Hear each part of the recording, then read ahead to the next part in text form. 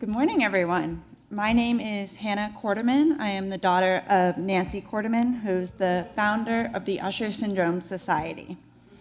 I serve as a board member of the Usher Syndrome Society, and I'm living with Usher Syndrome Type 2A. Since my diagnosis around 12 years ago, we have been dedicated to exploring treatment options for all types of Usher syndrome. In particular, we have collaborated closely with Dr. Jeffrey Holt, someone our family has become quite fond of. Dr. Holt is the chair of the Usher Syndrome Society Scientific Advisory Board and has assembled a renowned team of researchers around the world to evaluate all of our Usher syndrome research grants. Here's a little bit about Jeffrey Holt. Dr. Jeffrey R. Holt is a professor of otolaryngology and neurology at Boston Children's Hospital and Harvard Medical School. He also serves as the Director of Research for the Department of Otolaryngology and as the Chair of the Scientific Advisory Board for the Usher Syndrome Society. Jeff's pioneering translational work has focused on the development of gene therapy strategies for genetic hearing loss using gene replacement, gene editing, and base editing. Recently, work from the lab has led to the development of the first clinical trials for genetic hearing loss. Dr. Holt earned a PhD at the University of Rochester in 1995, did postdoctoral work at Mass General, and has been at Boston Children's Hospital since 2011. Please join me in welcoming Dr. Jeffrey Holt.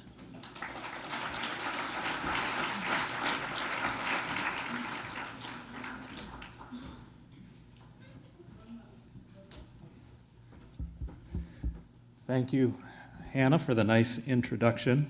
My name is Jeff Holt. I am a white male. I'm not as tall as Mark Dunning, but much better looking. So I would like to tell you about some of the work that the Usher Syndrome Society has been sponsoring. This is the board of directors of the Usher Syndrome Society. I began a conversation with them several years ago, and working with the board, we assembled a team of scientists around the world to compose the Scientific Advisory Committee for the Usher Syndrome Society. I am the chair of that committee, but along with myself, we work with Shannon Boy, who is at the University of Florida and a retinal specialist, Ben Sgiorgi, a clinician scientist who is in Basel, Switzerland, also specializing in retinas, Elliot Shearer, another clinician scientist at Boston Children's Hospital and Harvard Medical School, a member of my department and Marley Kinay's, and Teresa Nicholson, a scientist at Stanford University. And together, this team has been evaluating the scientific research proposals received by the Usher Syndrome Society. If you'd like to read more about any of this work that I'm going to be discussing today, you can go to the Usher Syndrome Society webpage. I put the URL here at the bottom of this slide, and I would encourage you to check it out.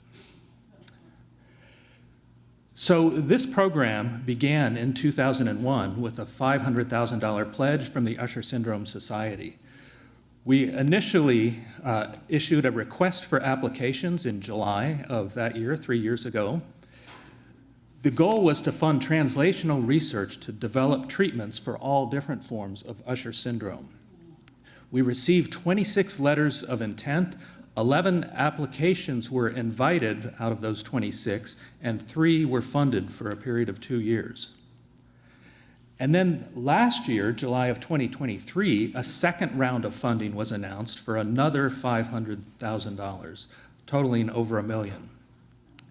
This time, there were 18 letters of intent submitted, 10 were selected and invited to submit a full proposal. All of those were evaluated by our Scientific Advisory Committee. There were a number of excellent proposals. 2 of them were selected for funding. And so for this second round of funding, that began in January of this year. So we're just 6 months into the second round of this program. And so I would like to provide updates on some of these grants. There are 3 projects total, 3 from the first round of funding and 2 from the second round, and I'd like to tell you where things stand. The first project is titled Rescuing a Common Deep Intronic USH2A Variant by Single Guide RNA Enhanced Deletion Cas9 Genome Editing. It's a mouthful, but let me see if I can describe the project for you. This one ran for 2 years from January 2022 through last December. And it was led by a group at the University of Tübingen in Germany, led by Suzanne Cole and Pietro D'Angeli, along with a graduate student, Stefandia. Their hypothesis was that a new form of genome editing, this is a form of CRISPR-Cas that they developed in their lab, could be used to repair an USH2A mutation and restore healthy RNA and protein. And so this particular mutation that they selected, the name of it is here, accounts for 4% of USH mutations, so it's fairly common. And the goal here was to skip over an intron. Let me describe how gene structure occurs. There are coding parts of DNA that are called exons. That's what makes for protein. There are intervening pieces of DNA that do not code for proteins, and those are called introns. Those usually get removed when a gene is turned from DNA into protein. This particular mutation causes an intron to be included when it shouldn't be. And so that inclusion leads to the deficits that are seen in USH2A for this particular mutation. So their goal was to use this new modified version of CRISPR-Cas to actually chew up that mutation, remove the unhealthy bit of DNA, and allow for correct splicing of transcripts, putting the exons together to make a healthy form of the USH2A protein. Their work was just recently published online in March of this past year, and that was good news. What they found was that their new version of CRISPR-Cas9 was much more efficient at editing the mutated form of USH2A. So that's the tan lines, not the gray ones. The tan ones were better than traditional forms of Cas9, and so they were encouraged by those results. You can see 3 different forms of this provided an improvement over traditional genome editing. And so they concluded that validation in patient-derived fibroblasts for the common USH2A mutations confirmed consistent and high splicing correction. So that was encouraging. They went on at the end to acknowledge funding from the Usher Syndrome Society for this work. For the second project,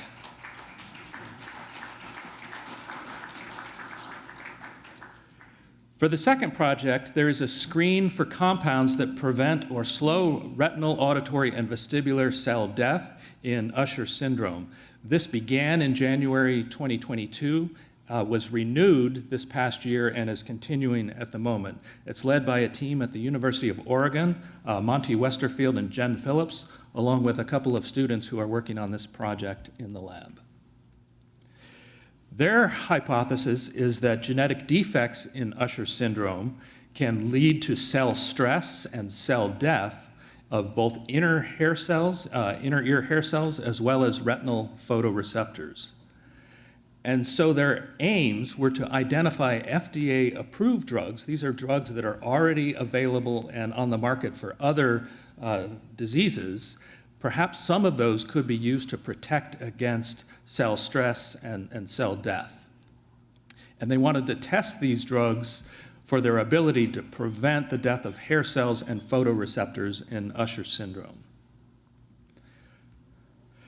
Now, they're using the zebrafish, which might not seem like a typical sort of model or representative of humans, but in fact, at the genetic level, it is quite similar. All of the genes that are present in humans that encode for Usher syndromes are also present in the zebrafish, present in the photoreceptors of the fish, as well as the sensory hair cells. The advantage of using the fish is you can screen through hundreds of them or thousands of them, and so they're much less expensive. You can do a lot of experiments more quickly. Anything that looks good in the zebrafish can be advanced and tested on higher order animal models, mice, primates, and so forth before it goes to humans. So their paper was also published last year at the end of December, and they identified a drug called hexafluoro that preserves retinal cells in the zebrafish models of Usher syndrome. And so this is an eye, a retina of a zebrafish. In the red box is where the photoreceptors are. And if you count or quantify the numbers of cells, this is in the red box the number of photoreceptor cells in a normal fish. Now in the red box, this is the number of photoreceptors in a Usher syndrome fish. This is USH1F. There's a decrease in the number of photoreceptors, but after treatment with the hexafluoro compound, there is a restoration of the number of photoreceptors, or a preservation, we should say. So that was encouraging. They also used a functional test, which in this case, they put the fish in a tank. There's actually a computer screen in front of the fish that has things moving on the screen. And you can look at the eyes of the fish. A fish that can see normally will move its eyes, track, and look back and forth to see the things moving on the computer screen. And so that's what we see here. You can look at the number of times the fish moves his eye. A fish with Usher syndrome does not move his eyes as much, indicating that he's got visual impairment. But after treatment, there is some improvement in visual function in these fish. So that was an encouraging result as well. They've done this experiment in low light levels and in higher light levels and see similar results, both preservation of photoreceptors and a restoration of function. So in the conclusion section of their manuscript, they write, "We suggest that hexafluoro and other compounds that promote cellular homeostasis by reducing reactive oxygen species could maximize function and survival of diseased cells. This could be significant for Usher patients who are waiting for emerging targeted therapies that are still in preclinical development." So I wouldn't consider this as a cure, but it may be a treatment that could prolong or preserve cells until other treatments are available. They also acknowledge the Usher Syndrome Society as financial support for these projects. I'd like to move on to the third, before I do, other progress. They've now tested this in a second model of Usher syndrome. This is for Usher 3A. And what you see on the left is a normal retina of a zebrafish. The one here in the middle is one carrying the Usher 3A mutation in the clarin gene. And you'll notice, compared to the one on the right after treatment, that the number of photoreceptors seems to be preserved. Looking specifically in the red box area, you can see there's a reduction rate here in the USH2A fish, in the USH3A fish, but after treatment, you can see restoration of those photoreceptors. So their conclusions from this are that reducing cell stress and survival can improve visual function in the zebrafish models of Usher syndrome. They want to test other FDA-approved drugs that can promote cell survival and also evaluate these medicines on other forms of Usher syndrome. And lastly, they want to test this on hearing and balance function in the zebrafish as well. So for the third and final project, this one is called Preclinical Development of Patient-Customized ASO Therapies for Usher Syndrome. This one began in January of 2022 and is ongoing as of today. It's at Boston Children's Hospital and Harvard Medical School, led by Gwenelle Zheliak and Tim Yu, working together with two postdoctoral fellows in the lab, Stephanie Moriak and Huhan Huang.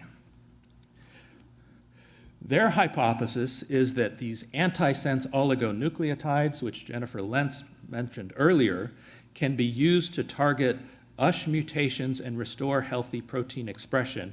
Specifically, they're focused on USH2A. They have three aims, each organized around a specific set of mutations in the USH2A gene. The aim 1 is designed to test ASOs that target a splice site in exon 6 of this gene. The second aim is focused on ASOs and exon skipping for mutations in exons 19 and 20. And the third is to look at ASOs that may target splicing in exons 40 and 41. So the ASOs need to be specifically targeted to these regions.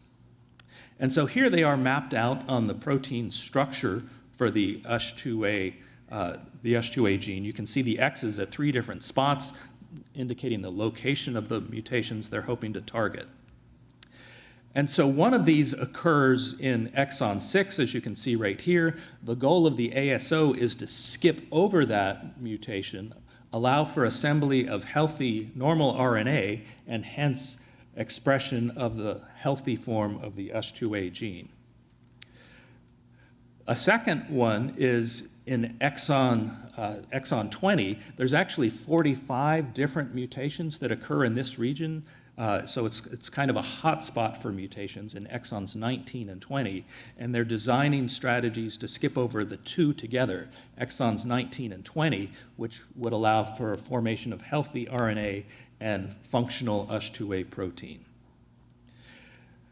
And so to test this, they're using organoids. This is a stem cell-derived tissue that can be grown in a dish.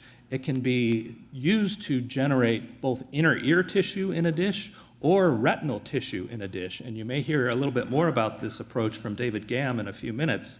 But this is an image of a retinal organoid that we have grown in the lab. This is a human-derived, stem cell-derived retinal organoid. And so we can use this as a platform to test these ASO therapies.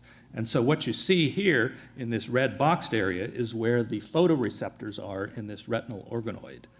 And on the right, they've introduced the ASOs into these retinal organoids in a dish, and I draw a red box around one combination that seems to be working quite effectively for excising exons 19 and 20. That band you see at the lower end, lower part of that red box, is the target. That's what we wanted to produce. That shows the correct splicing and skipping over of the mutant forms of the exons. So the preliminary conclusion is that ASOs have now been identified that can yield healthy RNA and protein in each of these regions. The next steps are to test these also in zebrafish and test them in patient-derived stem cells. We've used stem cells from patients who are healthy, but now we want to do it in Usher syndrome patient-derived stem cells to see if we can get the correct gene and protein.